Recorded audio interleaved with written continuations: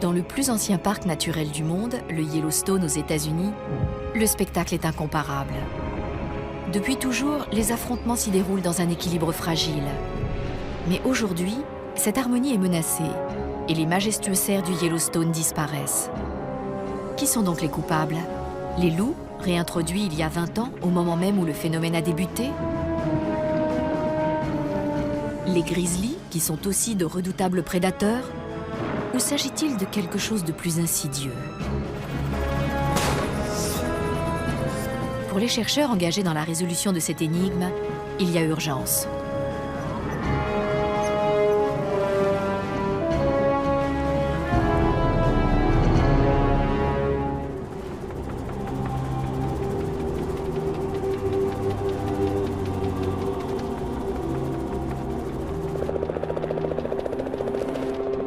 Dans cette mystérieuse affaire de disparition, pour dresser la liste des suspects, il faut commencer par étudier les victimes.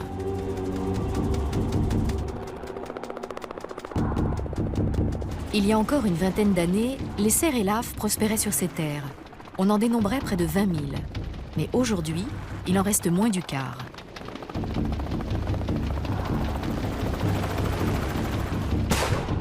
Des biologistes, spécialistes de la faune sauvage, doivent surveiller les déplacements des hardes et la santé de leurs membres. Pour cela, l'hélicoptère est le moyen le plus rapide de capturer des informateurs.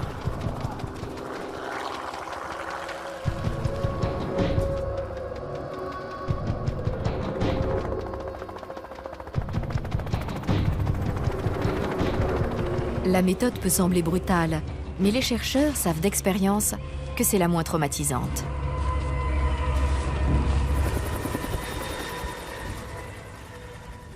Ils se dépêchent d'immobiliser les animaux afin de prélever les échantillons nécessaires.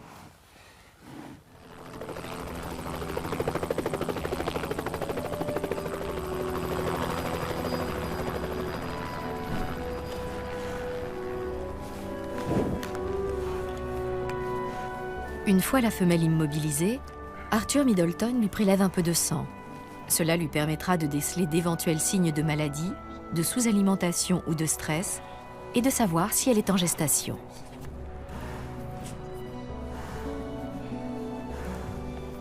Puis l'animal est équipé d'un collier GPS qui transmettra sa position toutes les 3 à 5 heures.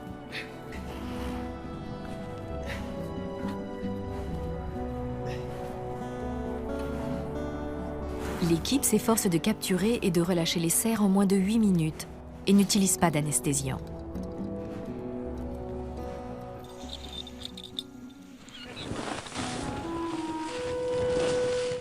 Ayant maintenant rejoint les rangs des informateurs, la biche recouvre sa liberté. Elle ne se doute pas de la quantité d'informations essentielles qu'elle va fournir à Arthur Middleton et son équipe, et de l'aide qu'elle pourra leur apporter dans la recherche du tueur. Les suspects sont nombreux, mais le premier auquel tout le monde pense, c'est le loup. Longtemps absent de l'écosystème du Grand Yellowstone, le loup a été réintroduit il y a une vingtaine d'années. Or, c'est à ce moment que le nombre de cerfs a commencé à chuter. La coïncidence est troublante. Mais avant d'accuser ce redoutable carnivore, il faut des preuves. Considérés autrefois comme des animaux nuisibles, les loups ont été systématiquement éliminés dès la création du parc en 1872. Dans les années 20, les loups avaient tous été exterminés et le parc pouvait s'ouvrir aux touristes. You've just entered Yellowstone National Park. You're 1.5 miles above sea level, and the air is clear and invigorating. All around us is the evidence of the park's volcanic origin. All the flowers and forests and mountains are reserved for you.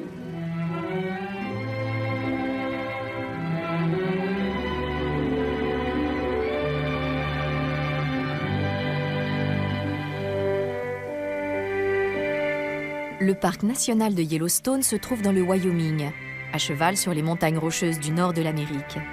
C'est le cœur de l'écosystème du Grand Yellowstone qui s'étend sur près de 8 millions d'hectares, soit environ 2 fois la Belgique. Une fois les loups disparus, la nature semblait intacte, mais l'équilibre était rompu. La population de cerfs a explosé, détruisant peu à peu l'écosystème du Yellowstone. En 1995, 70 ans après l'abattage du dernier loup, la direction du parc a donc pris une mesure radicale. Elle a fait venir toute une meute de loups du Canada et les a relâchés. Les loups ont été réintroduits au milieu des années 90 et biologiquement parlant, ça a été une formidable réussite. Leur nombre a augmenté très rapidement et ils ont prospéré bien au-delà des limites du parc, dans la région environnante. Mais tout le monde n'était pas aussi enthousiaste. Les chasseurs étaient en concurrence avec le loup pour le gibier et les fermiers qui craignaient pour leur bétail prédisaient une catastrophe. Les loups ont fait exactement ce que les biologistes du parc attendaient d'eux. Ils se sont mis à chasser activement les cerfs et l'AF, réduisant leur nombre et améliorant de ce fait l'état de santé des troupeaux.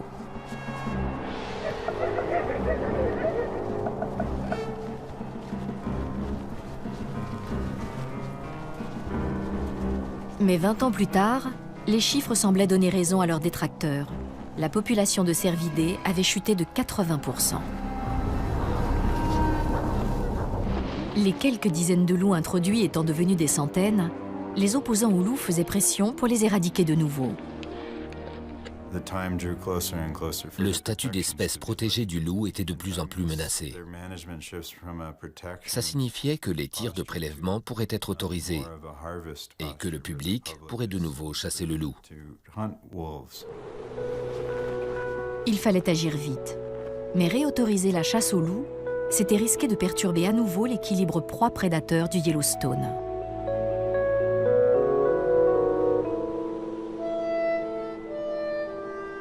C'est à cette époque que le jeune biologiste Arthur Middleton a été envoyé sur place pour déterminer si le loup, ce suprême prédateur, n'était pas devenu responsable de l'extinction des cerfs. Je suis venu ici pour répondre à une question que se posaient de nombreux habitants de la région et de nombreux scientifiques, à savoir, la présence des loups pouvait-elle effrayer les cerfs au point qu'ils maigrissent, stressent et ne parviennent plus à se reproduire? Je suis donc venu sur le terrain pour observer les cerfs. Passer de longs et rigoureux hivers à surveiller les troupeaux du Yellowstone, ce n'est pas toujours une partie de plaisir. Mais pour Arthur Middleton, qui a jusque-là passé sa vie à étudier le loup, c'est une toute nouvelle expérience. Contrairement à ce que je pensais, les cerfs ne sont pas très actifs et ils n'ont sûrement pas affaire aux loups aussi souvent que ça. Ils passent leur journée à fouiller la neige pour se nourrir. C'est vrai qu'ils n'ont absolument pas l'air stressés. Lorsqu'ils sont à une distance confortable des loups, ils les regardent à peine. Et les résultats des analyses de sang confirment ce qu'Arthur Middleton observe sur le terrain. Les femelles sont en excellente santé et plus de 70% d'entre elles sont en gestation. Si le stress peut parfois empêcher la reproduction et provoquer des fausses couches, ce n'est visiblement pas le problème ici. Mais un autre élément est troublant. Les femelles sont plus âgées que la normale. Seules quelques-unes ont moins de 9 ans, alors que l'espérance de vie des cerfs dépasse rarement les 15 ans. Non seulement la harde diminue en nombre, mais elle vieillit. Cet hiver, les animaux semblent en bonne santé et détendus. Ils n'ont ni maladie ni parasites. Ils sont vieux, tout simplement. Il doit donc se passer quelque chose à un moment ou à un autre de l'année qui entraîne la mort des plus jeunes. Le printemps arrive et avec lui commencent les grandes migrations des herbivores en quête de meilleurs pâturages. De nombreux cerfs équipés d'un collier quittent ainsi leur habitat d'hiver pour gagner les hautes plaines du parc où les attend une herbe grasse. Ils y seront juste à temps pour la saison des naissances. L'un des événements majeurs de cette période de l'année, c'est la migration des grands herbivores. Le cerf élaphe, l'élan, l'antilope d'Amérique, le cerf à queue noire, le mouflon d'Amérique. Des dizaines de milliers d'animaux se dirigent vers leur habitat d'été, près du centre du parc de Yellowstone. Et parmi eux, les cerfs élaphes sont les plus nombreux.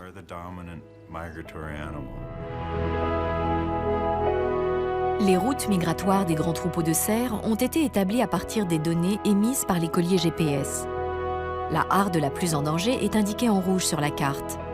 Elle se déplace du sud-est vers l'intérieur du parc, où elle s'établit sur les pourtours du lac de Yellowstone.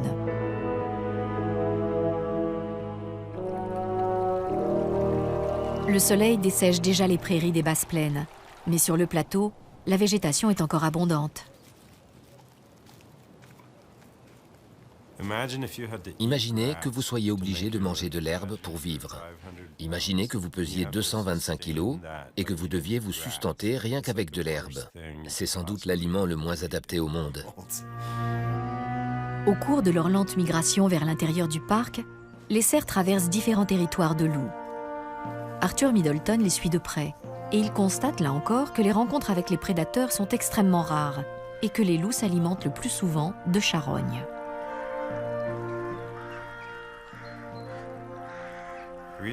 Ces observations sont importantes, car les migrations constituent une source de nourriture pour la plupart des prédateurs et des charognards auxquels on s'intéresse.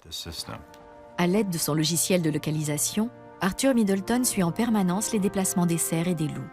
Et pour lui, les nouvelles ne sont pas toujours bonnes. Lorsqu'un animal ne se déplace plus depuis plusieurs jours, il sait qu'il n'est plus en vie.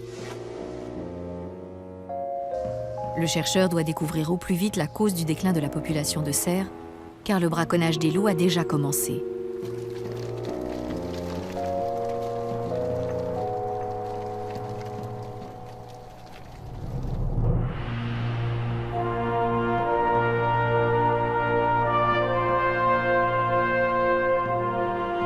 En mai, le troupeau a atteint le plateau au cœur du parc. L'herbe grasse et la douceur des températures annoncent la nouvelle saison et un événement extraordinaire.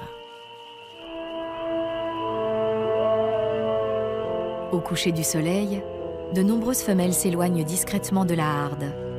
Elles se préparent à mettre au monde leurs petits et à affronter de nouvelles difficultés.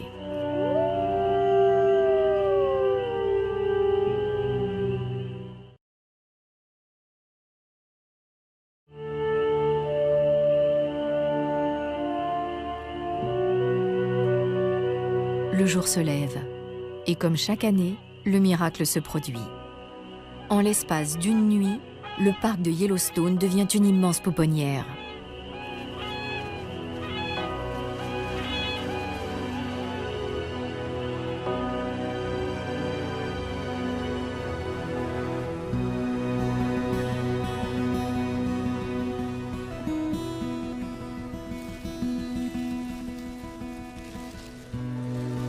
Les fans tiennent sur leurs pattes en quelques heures, mais ils ne pourront pas suivre le troupeau avant une quinzaine de jours.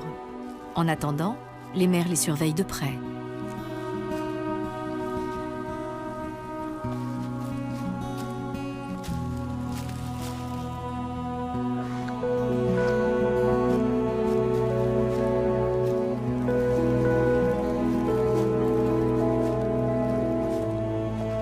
Les petits sont presque tous en bonne santé, et leur nombre indique clairement que la gestation des femelles n'a pas été affectée par la présence des loups.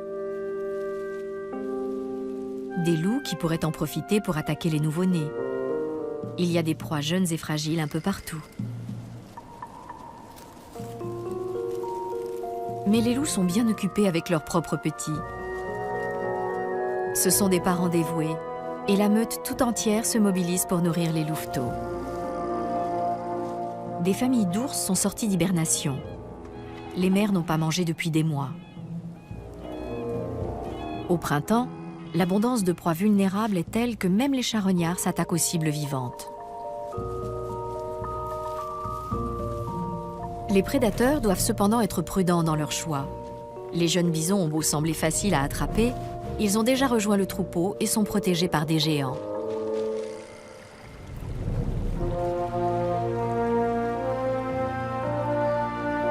Les tout jeunes cerfs, en revanche, sont plus petits et n'ont pas encore trouvé refuge au sein de la harde. Leurs mères sont elles aussi extrêmement protectrices, mais elles peuvent commettre des erreurs. Cette biche sait que l'eau la met à l'abri de presque tous les prédateurs, mais le petit n'est pas de taille à résister à la violence du courant.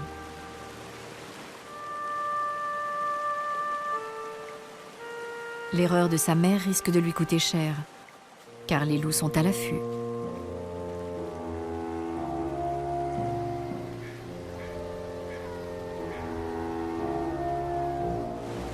La mère comprend rapidement qu'elle n'aurait pas dû laisser son petit seul sur l'autre rive. Elle se hâte de le rejoindre.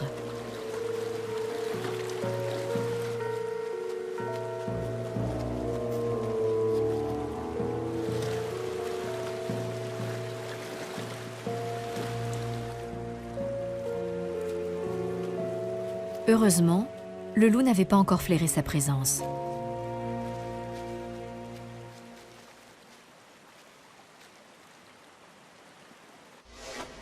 Les fans des cerfs et des antilopes d'Amérique ont un avantage remarquable pour déjouer efficacement leurs prédateurs. Ils ne dégagent presque aucune odeur et même le loup, qui a pourtant le nez fin, ne parvient pas à les repérer.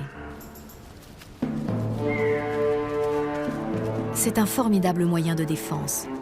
Pendant que le faon reste couché pour se fondre dans le paysage, la mère peut se déplacer et se nourrir sans trahir la présence de son petit.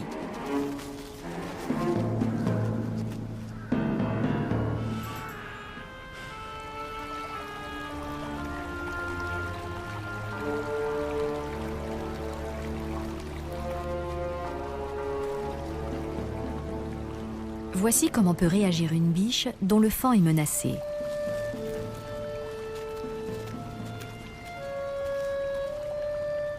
Si les loups s'approchent dangereusement près, elle ira au-devant d'eux et les attirera loin de l'endroit où se cache son petit.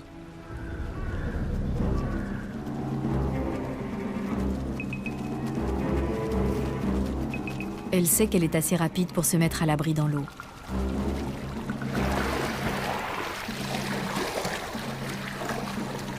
Et assez courageuse pour les tenir à distance. Les cerfs sont des animaux très évolués. Même lorsque des loups pointent leur nez, ils réussissent à s'enfuir ou à leur à faire face. Ils évaluent leur degré de vulnérabilité. J'ai 5 ans, je suis au mieux de ma forme, mes pattes sont solides, je n'ai rien à craindre.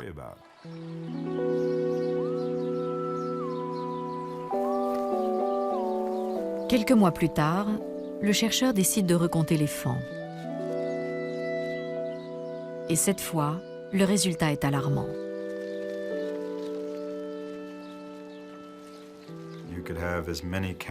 On s'attend à avoir autant de fans que de biches à la fin de l'été.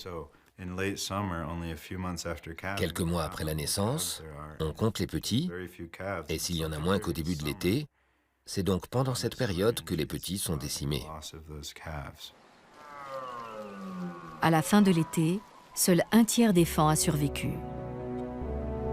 Arthur Middleton doit réévaluer la situation.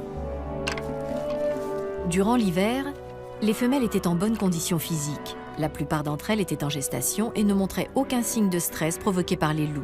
Certes, le troupeau est vieux, mais elles n'ont pas fait de fausses couches et les petits sont nés en bonne santé. Ce n'est qu'après qu'ils ont commencé à disparaître. Et les loups, d'après les observations, en tuent assez peu et ne semblent pas suivre les hardes non plus. Même si le déclin de la population de cerfs coïncide avec la réintroduction des loups, il ne semble pas exister de lien entre les deux. Et il est de moins en moins probable que ces derniers soient à incriminer. Les loups ne sont que l'un des 5 prédateurs, 6 en comptant l'homme, qui mangent du cerf. Et ils n'ont pas autant décimé les hardes qu'on le disait. Bref, après avoir passé beaucoup de temps à essayer de voir quelque chose qui ne se passait pas, il fallait que je découvre ce qui se passait. Quels sont les autres suspects ?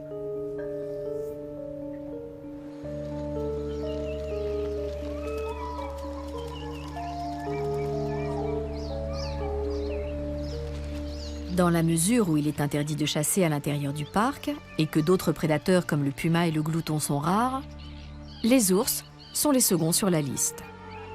Il en existe de 2 sortes à Yellowstone, l'ours noir et le grizzly. L'un des deux est-il responsable de la disparition des cerfs ?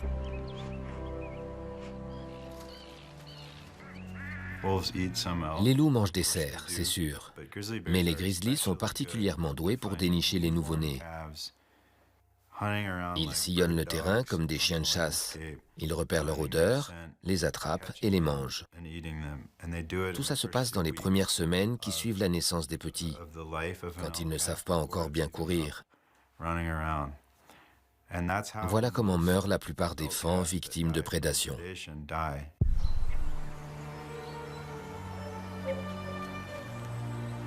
Ce petit qui vient d'être tué par un grizzly est encore protégé par sa mère.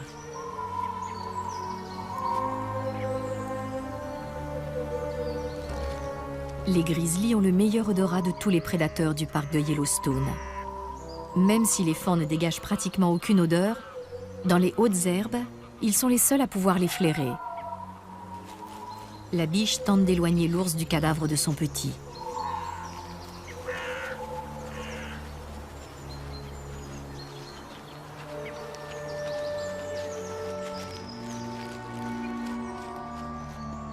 Mais elle est impuissante face à cet animal énorme.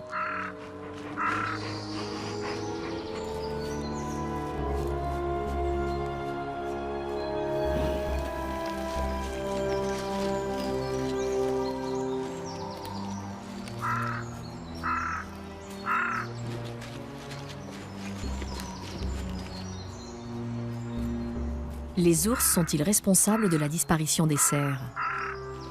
Dans ce cas, comment expliquer qu'ils se soient mis à les chasser en si grand nombre ?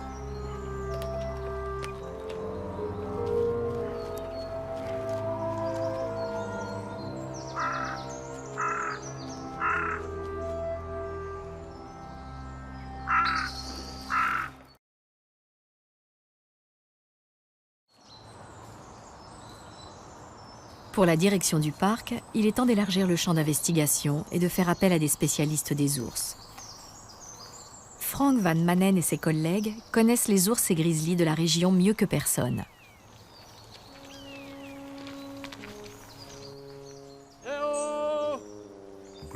Les grizzlies sont les animaux emblématiques de cet écosystème. Ils sont très puissants. Quand on traverse leur habitat, on sait que nous ne sommes pas les créatures les plus puissantes du coin. On en éprouve un sentiment d'humilité assez agréable. Si on parvient à cohabiter avec ce genre d'animaux, on aura avancé d'un grand pas. Ces chercheurs ne pénètrent jamais seuls sur le territoire des grizzlies. Répartis par équipe, ils vérifient les pièges qu'ils ont spécialement mis au point. Ces derniers sont d'une étonnante simplicité. Un fil de fer barbelé est tendu à faible hauteur autour d'un point où on verse un mélange de sang d'animaux. Aucun grizzly n'y résiste. Les pointes du fil de fer arrachent de petites touffes de poils qui seront analysées et des caméras filment la scène. Ces images montrent une famille de 3 ours qui est venue sur les lieux il y a tout juste 24 heures.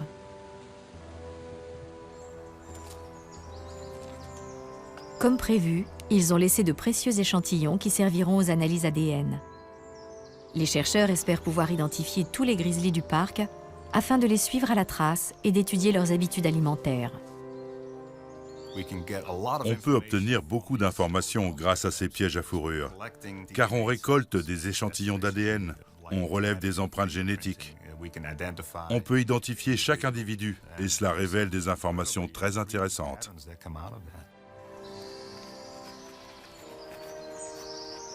Une fois l'identification terminée, les scientifiques peuvent commencer à suivre les déplacements des grizzlies à la recherche de nourriture, aussi bien à l'intérieur qu'à l'extérieur du parc. Et l'analyse des excréments leur indique très exactement de quoi ils se nourrissent. Les grizzlies se répartissent sur environ 50 000 km². Et au terme de la loi américaine sur les espèces en danger, ils sont classés parmi les populations menacées. Notre mission, comme équipe de recherche, est d'aider leur population à se rétablir. Mais pour savoir si les grizzlies sont responsables de l'hécatombe des cerfs durant leur migration, les pièges à fourrure ne suffisent pas. La solution du mystère passe nécessairement par le recrutement d'informateurs chez les ours aussi. 492, ok, on le repose. Ce spécimen a été capturé et endormi. Il aura droit à un examen médical complet, puis sera équipé d'un collier GPS. Il est mesuré, pesé, et on lui prélève un peu de sang. La localisation par GPS indique des déplacements à la mi-journée sur une dizaine de kilomètres, voire plus, dans de nombreuses zones très fréquentées par l'homme. Or, jamais personne n'a dit avoir vu cet ours. Personne ne savait qu'il avait traversé la région en évitant les routes, les gens, les motos, les voitures. C'est fascinant de voir comment ces animaux parviennent à se déplacer sans se faire repérer. Les données fournies par l'écolier confirment ce que les chercheurs soupçonnaient. En animaux intelligents, les ours sont trop heureux de profiter des raccourcis créés par l'homme. Les couloirs dégagés pour le passage des lignes électriques sont pour eux autant d'autoroutes et un moyen idéal de parcourir des distances importantes sans être vus. Quant aux poteaux téléphoniques, ils leur servent à se gratter et à laisser des traces chimiques pour d'autres congénères. Ah, là, on a un cerf. Et voilà.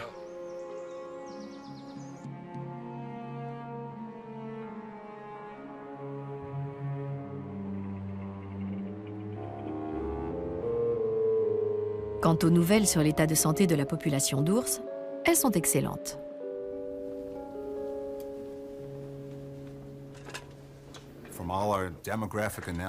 Toutes nos analyses démographiques montrent que leur population a augmenté de 4 à 7% par an de 1983 à 2000 environ.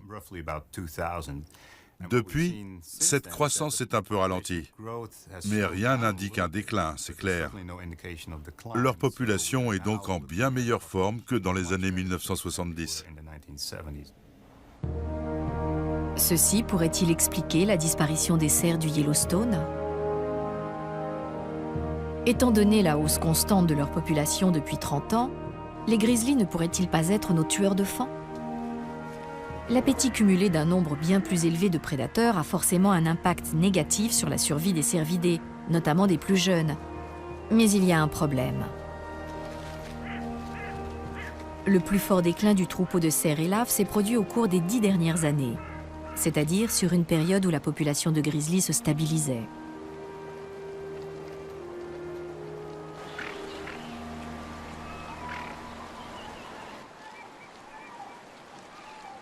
Accuser un seul prédateur devient de plus en plus difficile, et le profil de notre tueur en série potentiel se brouille.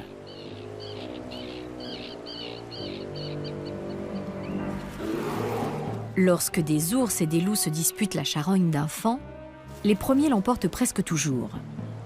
Mais ce n'est pas un cadavre déchiqueté par les mâchoires de différents animaux qui va aider les chercheurs à identifier le coupable.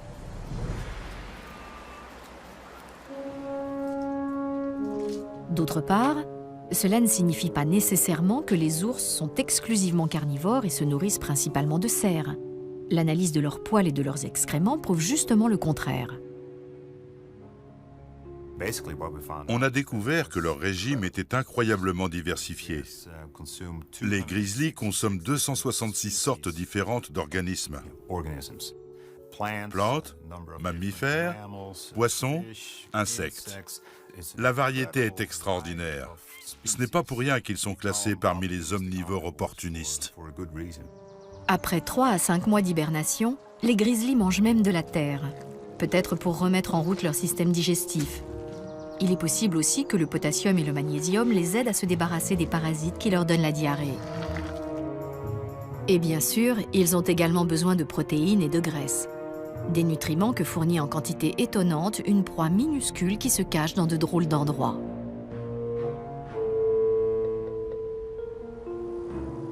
Durant les mois d'été, souvent suivis de près par leurs petits, les grizzlies se hissent jusqu'à plus de 2700 mètres d'altitude pour atteindre des éboulis instables.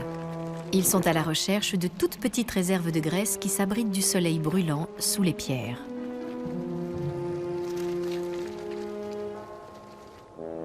Ces papillons nocturnes viennent ici dans les Rocheuses pour trouver un abri ombragé où se reproduire et passer l'été.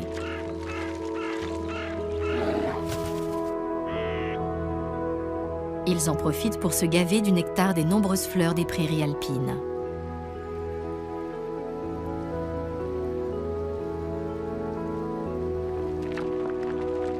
Un grizzly peut avaler quelques 40 000 de ces papillons nocturnes par jour, soit 20 000 calories.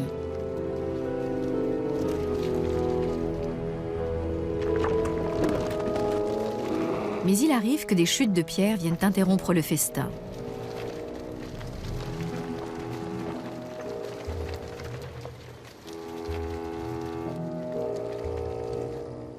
Le régime des grizzlies est très riche et les résultats des analyses chimiques révèlent une grande variété alimentaire. On trouve des différences de régime entre individus. Ils ne se nourrissent pas tous exactement de la même façon. On trouve des différences selon le lieu où vit chacun dans l'écosystème et aussi dans le temps. Un animal peut s'alimenter très différemment d'un jour à l'autre, d'une saison à l'autre, voire d'une année à l'autre. Étant donné la diversité du choix à leur disposition, pourquoi les grizzlies s'acharneraient-ils à chasser les jeunes faons? Un mets important de leur menu viendrait-il à manquer?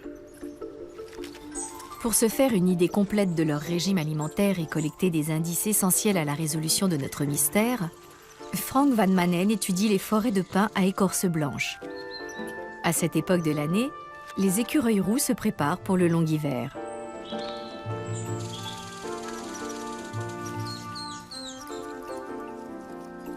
Les ours, ces petits malins, le savent bien.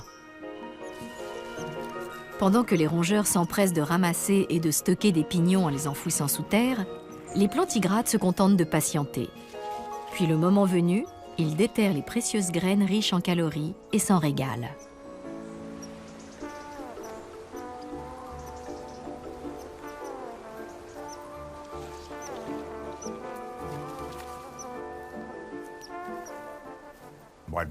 Le pin à écorce blanche fournit un aliment important aux grizzlies.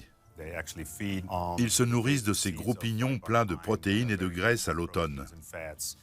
Ça constitue donc une autre source de nourriture disponible à une époque cruciale de l'année, puisque les grizzlies se préparent à hiberner.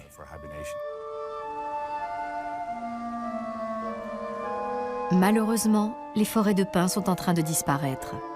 72% des grands arbres sont morts, dont beaucoup ont été tués par un coléoptère vorace qui prospère grâce au réchauffement climatique.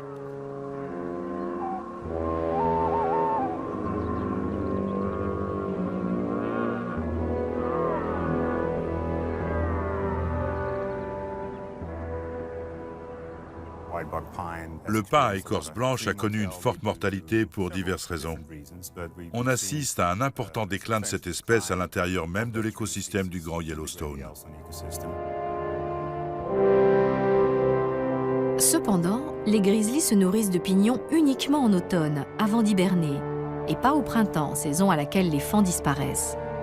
Ils ne sont donc sans doute pas responsables de la mort des faons, mais le déclin de cet arbre est un indice important car il révèle comment les animaux réagissent à la réduction d'une source de nourriture. On a prouvé qu'ils exploitaient moins l'habitat du pin à écorce blanche, ce qui est en soi une réaction. En revanche, ni leur domaine vital ni leur déplacement n'ont augmenté. Au contraire, il semble qu'ils trouvent de nouvelles sources de nourriture à l'intérieur même de leur domaine habituel. Conclusion, lorsqu'ils sont confrontés à une crise alimentaire, les ours ne changent pas de site d'approvisionnement, mais de source de nourriture.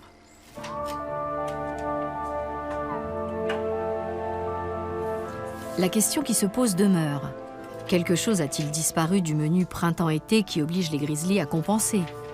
Notamment ceux qui croisent la route des cerfs lorsqu'ils pénètrent à l'intérieur du parc, juste au moment des naissances. La réponse est oui. Les échantillons de poils prélevés par Frank Van Manen autour du lac de Yellowstone révèlent que les ours ne mangent plus les poissons qui abondaient et figuraient pourtant en bonne place dans leur régime printanier. Les ours vivant près du lac de Yellowstone se nourrissaient pour une bonne part de truites locales, appelées truites fardées, mais cette part a considérablement diminué.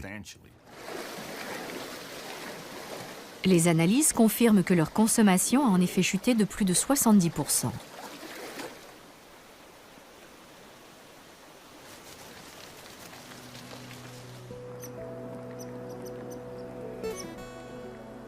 Et depuis une dizaine d'années, il ne fait plus de doute que le lac de Yellowstone a subi un terrible bouleversement.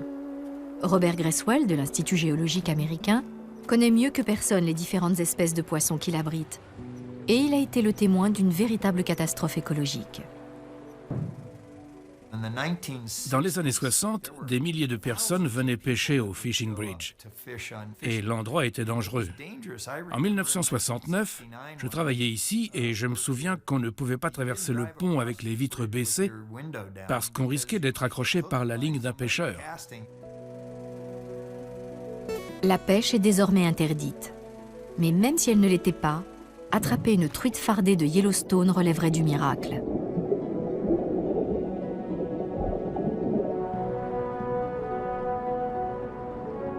C'est au cours de la dernière période glaciaire que se sont formées les chutes infranchissables de Lower Falls. La truite fardée s'est alors retrouvée isolée du reste de l'espèce et a donné naissance à un écosystème florissant.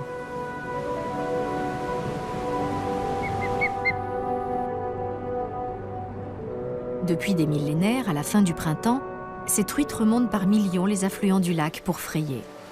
Comme tous les membres de la famille des salmonidés, elles vivent et se reproduisent dans des eaux peu profondes, ce qui en fait des proies faciles. Pas seulement pour un ours affamé.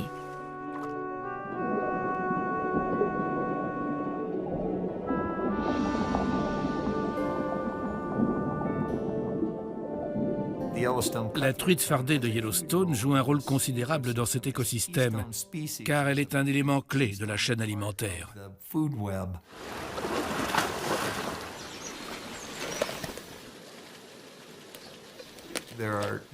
On estime à 42 le nombre d'espèces animales qui, à un moment donné de leur vie, se nourrissent de truites fardées de Yellowstone. Les poissons frais de fin mai à début juin, exactement au moment où, au sortir de l'hibernation, les grizzlies ont désespérément besoin de protéines.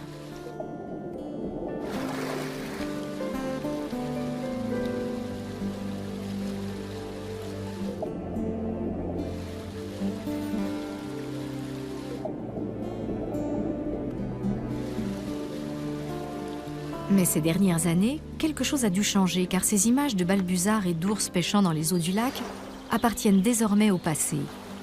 Les grizzlies ne mangent plus autant de truites fardées qu'avant.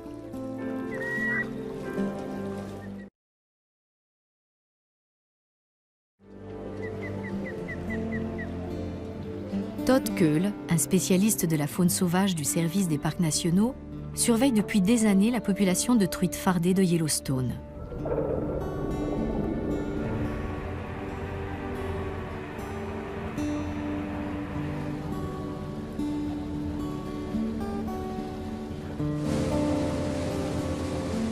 Aujourd'hui, il emmène un de ses fils à Clear Creek, une zone de frai où il a installé une station de comptage. Les changements y sont effrayants. Il y a 10 ans, quand je suis arrivé ici, au lac de Yellowstone, il y avait encore des milliers de truites fardées qui remontaient les cours d'eau pour frayer au printemps. À l'époque, on voyait passer les balbuzards avec des truites dans leurs serres. C'était très courant. Mais après, chaque année, quand on revenait pour effectuer le comptage des poissons, on constatait que leur nombre diminuait. Je passe beaucoup de temps ici et pourtant, ça fait des années que je n'ai plus vu un seul balbuzard dans le lac de Yellowstone. Les chiffres confirment la terrible vérité. Il y a 20 ans, 50 000 truites fardées de Yellowstone venaient frayer à Clear Creek. En 2014, elles n'étaient plus qu'une centaine.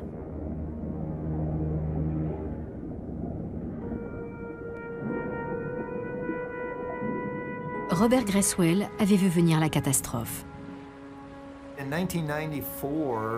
En 1994, un garde forestier est venu me voir. Il avait une truite de lac dans les mains et il m'a dit « Ce poisson m'a été apporté par des pêcheurs du lac de Yellowstone. C'est comme si on m'avait donné un coup de poing dans le ventre. »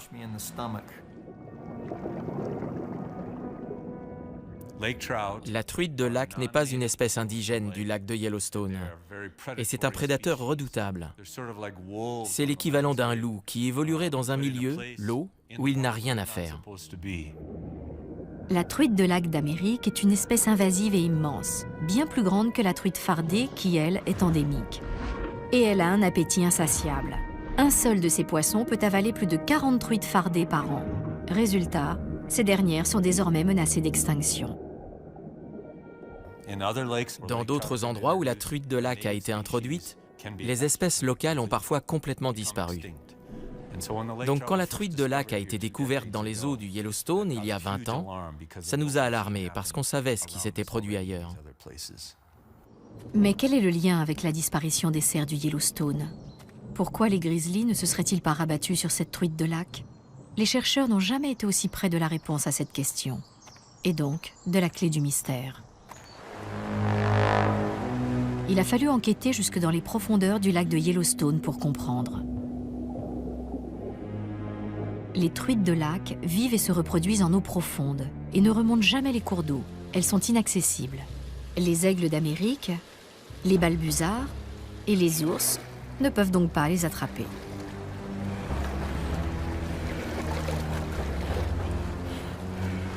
Les chercheurs touchent au but. Si les grizzlies, au sortir de l'hibernation, découvrent que leur source de graisse et de protéines la plus riche et la plus facilement accessible a disparu, que font-ils? Ils ne migrent pas en quête d'autres poissons. Les études biologiques l'ont montré. Ils s'adaptent et trouvent une nouvelle ressource alimentaire calorique sur la terre ferme. Et que font les grizzlies à la fin du printemps, lorsque le poisson n'est pas au rendez-vous? Ils s'attaquent aux cerfs qui ont gagné les prairies luxuriantes pour mettre bas. Ils choisissent les proies les plus faciles, les faons qui viennent de naître. C'est ainsi que les hardes vieillissantes voient leur population s'effondrer.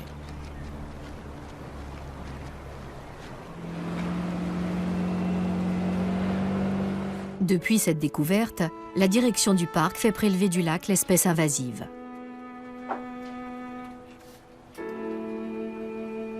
De grands filets adaptés à la taille et au comportement de la truite de lac sont déployés en eau profonde.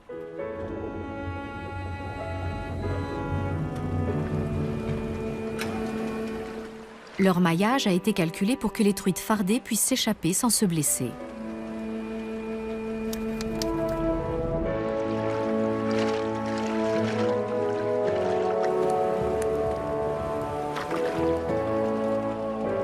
Des dizaines de milliers de truites invasives ont ainsi été capturées chaque année dans le lac de Yellowstone. Pourtant, le nombre de truites fardées continue de chuter.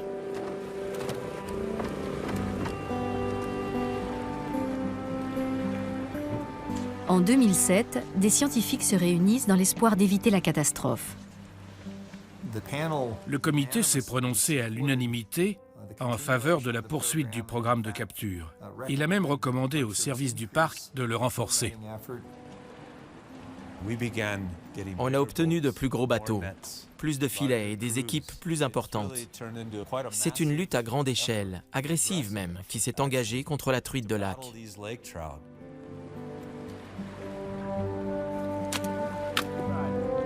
Les chercheurs doivent maintenant comprendre d'où viennent ces poissons.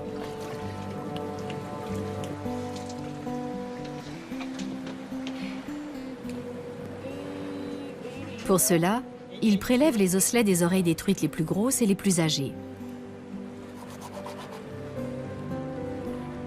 L'analyse au microscope de l'oreille interne révèle des anneaux de croissance, semblables aux cernes des arbres, qui indiquent l'âge et la provenance des truites de lac. On a découvert une modification de la signature chimique. Les anneaux les plus anciens avaient une signature semblable à celle du lac Lewis, ce qui signifie que les truites de lac y sont nées et y ont vécu au début de leur vie et qu'à un moment donné, apparemment, elles ont été transférées dans le lac de Yellowstone. Aucune rivière ne reliant les deux lacs, les truites invasives n'ont pas pu arriver ici toutes seules. Par ailleurs, leur signature chimique montre qu'elles ont été introduites au milieu des années 80.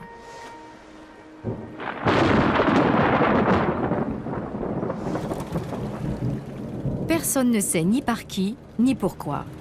Peut-être par des pêcheurs sportifs amateurs de grosses prises ?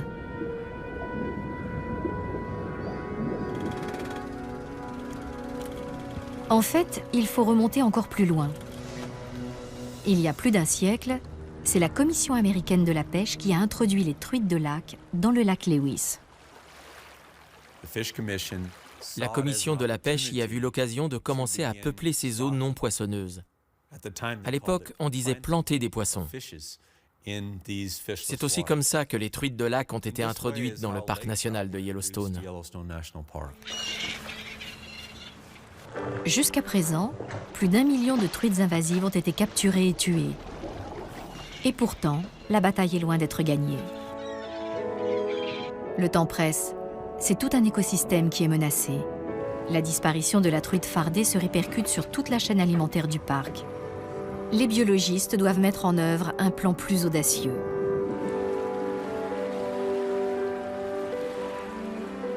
Robert Gresswell et son équipe décident alors d'équiper de très grands spécimens de truites de lac d'un émetteur GPS et de les suivre jusqu'à leurs aires de frai.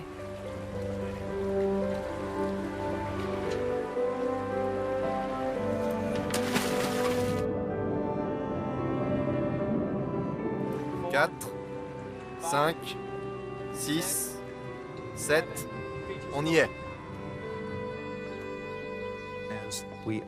Une fois qu'on saura où les truites fraient dans le lac de Yellowstone, on pourra les étudier pendant la saison de ponte.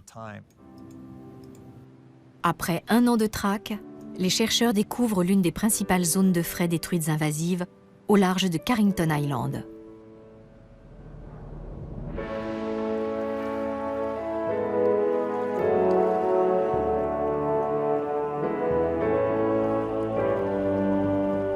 Les petits poissons qui viennent d'éclore sont invisibles, bien cachés entre les pierres. Pour les déloger, un robot de plongée spécialement conçu pour cet usage envoie de faibles décharges électriques. Tu en as vu? Non, c'en est pas un. Décharge. Ces millions de jeunes poissons, une fois adultes, dévoreront tout sur leur passage, sans qu'ils n'aient eux-mêmes à craindre aucun prédateur naturel. Ces recherches sont d'une importance capitale, car toutes les données que nous avions venaient des grands lacs au nord-est du pays, où il y a bien plus de prédateurs d'œufs et de larves de truites de lac. Si on a tellement sous-estimé le danger potentiel que représentait la truite de lac pour la truite fardée, c'est parce que l'on ne savait pas qu'elle se développerait aussi vite. Les poissons survivent bien mieux ici, dans le lac de Yellowstone, parce qu'ils n'ont aucun prédateur. Maintenant que les scientifiques ont localisé la principale aire de frai, ils vont pouvoir employer les grands moyens.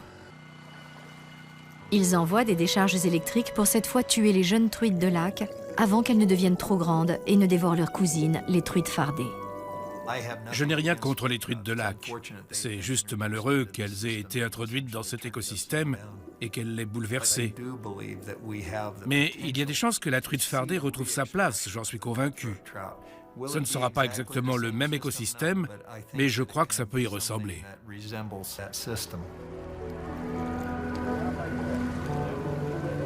Et il y a effectivement des raisons d'espérer. Depuis 2 ans, le nombre des poissons invasifs diminue doucement pour la première fois.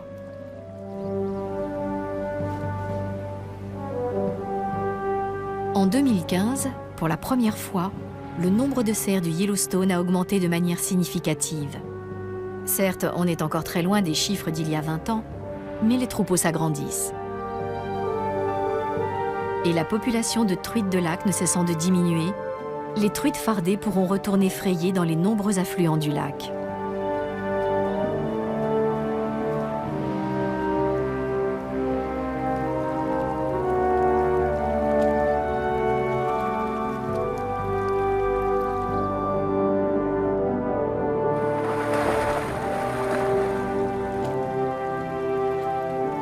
Une chose cependant est sûre. Au final, dans cette mystérieuse affaire, aucun prédateur n'est plus coupable que l'être humain.